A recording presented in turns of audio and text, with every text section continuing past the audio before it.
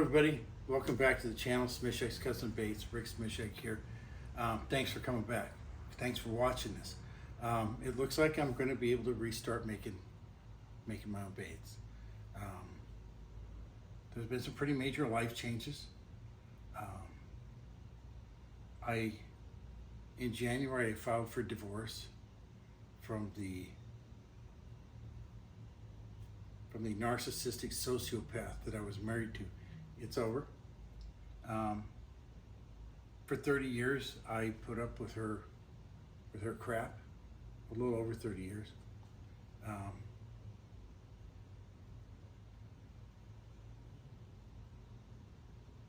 It's her abuse is why my seizures started in the first place.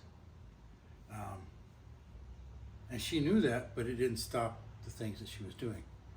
They just continued. That's sociopathic behavior.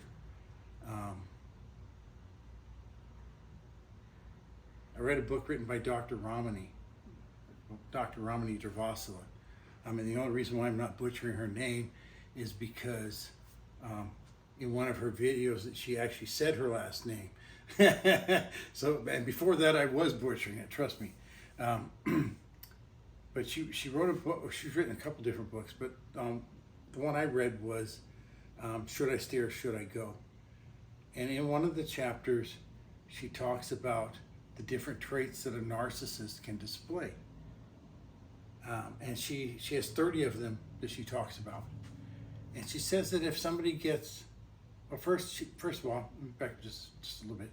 She says we all have a few of these narcissistic traits. But most people suppress those bad traits, or at least they try to. But then she said that if someone gets 15 or more traits, it's likely that you're dealing with a narcissist. If someone gets 20 or more, it's pretty much a 100% guarantee that you're dealing with narcissistic personality disorder. It's a pathological condition.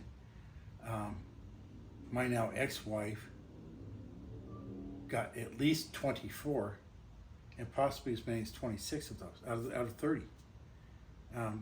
When psychologists on YouTube like Dr. Ramani, Dr. Les Carter, Dr. Todd Grandi, Dr. Ross Rosenberg, when they're talking about narcissism, if you've ever seen old videos from World War II where Adolf Hitler, he's up ranting and raving in front of this crowd, and there's this huge Nazi flag behind him. Well, you could replace Hitler with any one of those psychologists and have them ranting and raving about narcissism, and instead of the Nazi flag, have a huge picture of my ex-wife behind them. Okay, it's that bad. Once you know what it is, once you've studied what it is, and I've studied it for the last 4 years, then all of a sudden it becomes obvious, and it's like, wow, why didn't I see that before? But there's reasons for that too, and I don't want to get too in depth into this part. I could get so in depth that I break your brains, and I don't want to do that. But now that she's out of my life, I sold a house in Aurora, Colorado for cash. I got the house. She got her 401k, her retirement, her pension plan from her work, and our car. Her share of the marital assets was $129,000. I said, and I walked away with about 48. And I'm totally okay with that. Anything to get her out of my life. When it comes to making the baits, she refused to come out and at least watch over me. But here I have somebody who'll do that. This person will be behind the camera, and they know too that if something happens, if a seizure starts, whatever, or I have that cup of plastisol, or I'm holding on to it, they know to spill it. That way I can't burn myself with it. So that's the plans for this, okay? So what are we gonna do next? What I'm not gonna do is I'm probably not going to put up a Shopify store again. at least that's not the plan. um, I'll still make baits, but now I'm going to go fish with them. And I, as part of what one of the things I did with the money, I still have some of it, but was I bought a pair of kayaks. From the sounds of it, before I actually got here, it didn't sound like that my son, and I'm staying with him, I don't know if I said that, with him and his family. It didn't sound like that they were going to let me go kayaking by myself, and I understand that sentiment. So I bought a second kayak, not quite as good as the one I bought for myself, but it's still a nice kayak.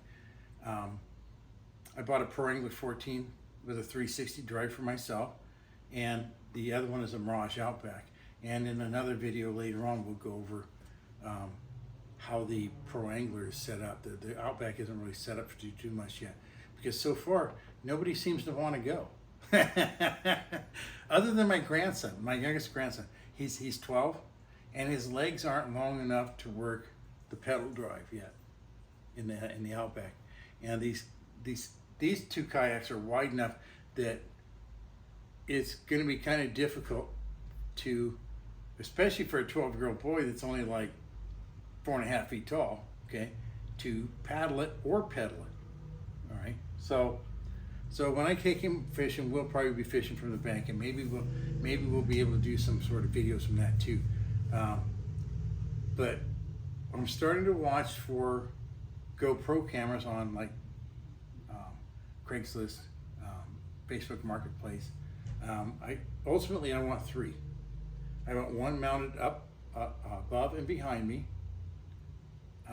one mounted in front of me that I can talk to, and then one that's mounted off the side and in the water for shots with the fish coming. Okay. But in the meantime, I'll make the baits, I'll go fishing, and instead of doing videos, all right, of the fishing, I'll just take pictures of the fish and I'll insert those into the videos for now. But ultimately, I want to add the fishing as part of my videos. I've taken my Pro Angler out 3 times now. It would have been more, but I was an idiot, and the last time I didn't put the sunscreen on my legs. I was wearing shorts, and I didn't put the sunscreen on my legs right away. And then when I remembered, because I just forgot, I was excited to get out and fish. And I get out there, and just as I remember, oh yeah, I didn't put the sunscreen on. I hooked a fish. And as soon as I hooked the fish, I forgot all about the sunscreen. Well, then a little bit later, I realized, oh yeah, I forgot the sunscreen again. And just at that moment, I hook another fish. That cycle repeated itself, I don't know, 4 or 5 times. But I finally put the rod down and grabbed the sunscreen out of the front hatch and applied it. But by then it was way too late. I burned my knees so bad that this is really the first day that I was able to wear anything other than like a pajama short that was up above the knees, where the cloth wouldn't rub against my knees, or like long pants rubbing against my shins. The skin's still a little bit angry, but it's not like screaming and yelling kind of angry like it was at first. But hopefully I learn from this. I don't make that same mistake again. So otherwise I would already have been out another time. But so far, the first time I took it out, I just I didn't fish. I just went out on the lake and kind of got used to the kayak. Got used to pedaling it, using the 360 drive, using the rudder, adjusting the seat while I'm out there on the water, those sorts of things. I just kind of got familiar with the boat. And then the next time I went out, I caught 13 bluegill, all on baits I made. Some of them, the females, were bigger than my hand. Okay, I mean this way, they're bigger than my hand, a little bit wider too. and those are pretty fun to catch on an ultralight rod with like a 4-pound test leader. Yeah, they're a lot of fun. And then the second time I went out, I only caught 8 fish, only, right? But there was 2 black crappie and 6 bluegill. And again, all on baits I made. So I anticipate still being able to catch fish when I go out again. So it's amazing just how much easier it is to find a spot to fish when you can position your boat out on the water in any direction, as opposed to trying to find a spot on the bank where you have room enough to cast, All of that said, the second time I was fishing, I cast my lure and it went into a tree branch right next to where it's actually overhanging the water. Well, I popped the bail or flipped the bail over, and so the line could come off freely, and I started moving towards where the tree was, and a bluegill took my bait. I tried to get him to come through the tree, but that wasn't working, so I had to actually get over there. I just pulled him up, and yeah, he was smacking his head on the tree, on the tree branch. I'm sure he didn't enjoy that very much, although it was kind of comical, and it did make me wish that I had a camera to catch that. But whatever, that's okay.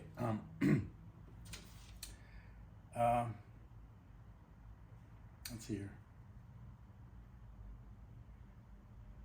There's something I've been considering, and please don't take this as a promise or something that is going to happen.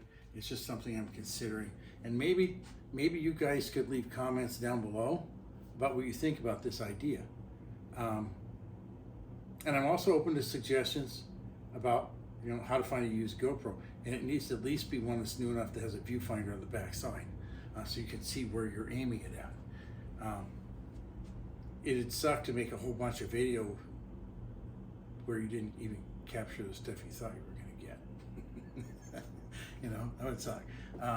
But I'm thinking about maybe for I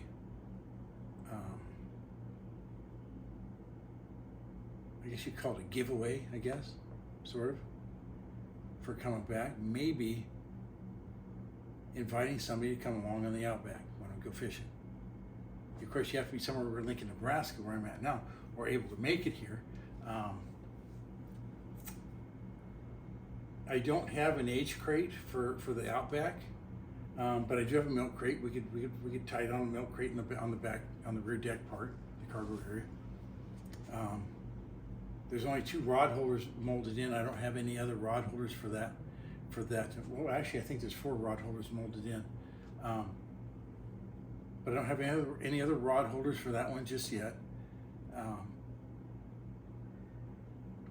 I don't have a stakeout pole for that kayak, or an anchor trolley on it.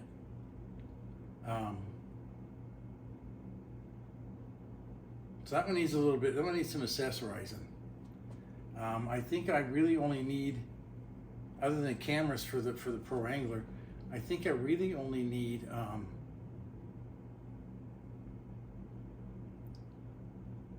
the front hatch, the front twist and seal hatch, I think is what they call it.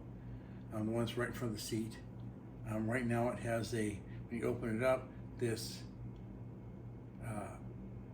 tray pops up. I guess called a tray. It has two Plano boxes in it this size, but that's all it holds. But you can get a bucket and swap out that system that holds the Plano boxes for the bucket and hold even more stuff. Fishermen know you gotta have your stuff, right? I mean, like all your stuff. But it's how you set it up and how you manage it on your yak that I think makes a big difference. Start off with, say if you want to go for panfish, to start off in the morning and have your panfish gear. up front with you. And then when you get tired of catching panfish and you want to start fishing for bass, you can move your panfish stuff to the H crate, to your crate behind you, and then move some bass lures up front and start doing that. There's something else I was just going to say that popped in my head and I forgot.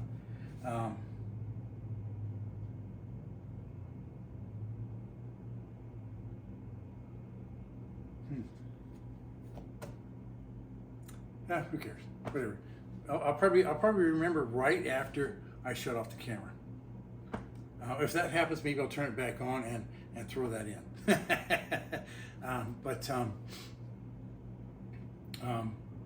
But maybe we invite somebody to come fishing with us. You know, it's never a bad thing to have a fishing buddy. So, just in case stuff happens, whatever. And being diabetic, I might need somebody to slap me around and get me to eat some candy or something because my blood sugar got too low. That'd be a terrible thing, wouldn't it? Have to eat something sweet,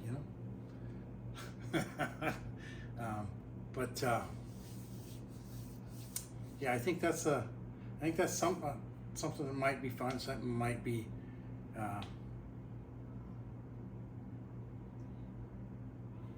an interesting deal. You never know. Of course, I could probably supply as many soft plastics as they need, but we'll be making more jigs on the channel as I get more materials, and we'll make stuff that I'm actually going to use, and of course we'll take it out and try to fish with it, or we'll try to fish. We'll try to catch fish with it. Whether or not we succeed with that, well, that's why they call it fishing and not catching. Except for this one place I used to fish at in Colorado. Before they drained the place so that they could rebuild the dam area next to the road, because it was starting to erode the substructure for the road. So they had to do something. Well, before they did that, I almost never got skunked there. I almost always caught fish. And I would tell my wife I'm going catching when I was going to that place. I'm going to go catching, because it was that reliable.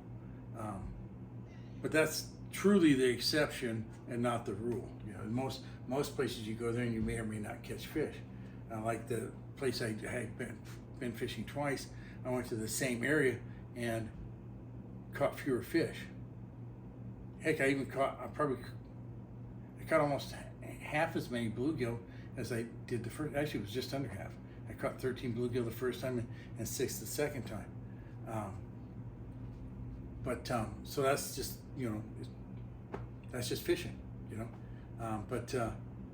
so hopefully things go as planned. I always appreciate every minute that you guys spend watching my videos. Every time you share them, it's greatly appreciated.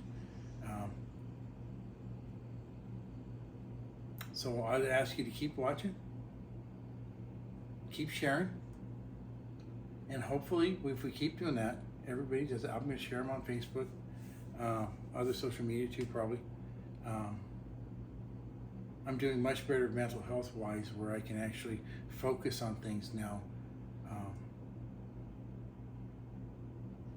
as opposed to before. It was really hard to do that. It's getting much easier. So with that said, if you liked what you saw, hit the like button, please. Hit the subscribe button if you haven't already. Maybe even hit the bell so you get notifications.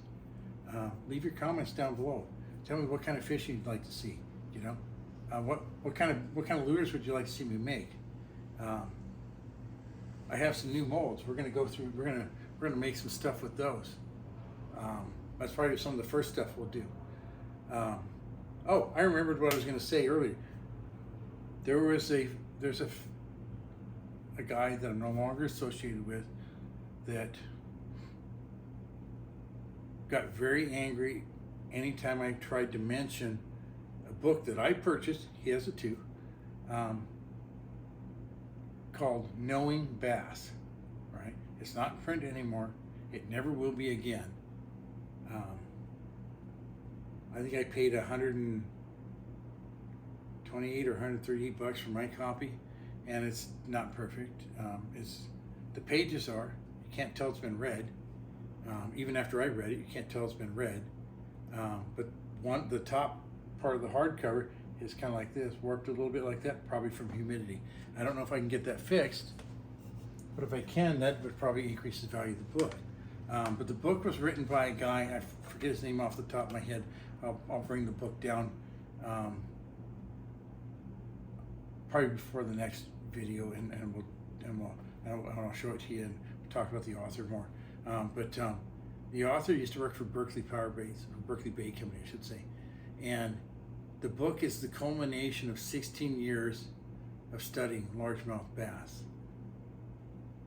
At the time, Berkeley allowed him to write the book, and they released it.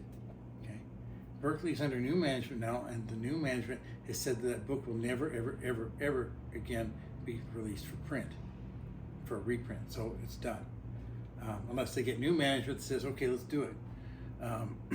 But something tells me that's probably not going to happen. But I'll give advice on bass fishing based on the information in that book. I'll make lures based off of information in that book, and we'll try them see if they work. Okay, I suspect they will. All right, let's go back to the like. I've got it all now. I didn't put that in. I didn't put that on my notes. That bit about the book. I thought, oh, I won't forget that. There it happened. Okay. But that said, if you like what you saw, hit the like button, please. Hit that subscribe button too if you haven't already. Hit the little bell so you get notifications when I get a new video up. And until next time, tight lines, calm waters, and God bless.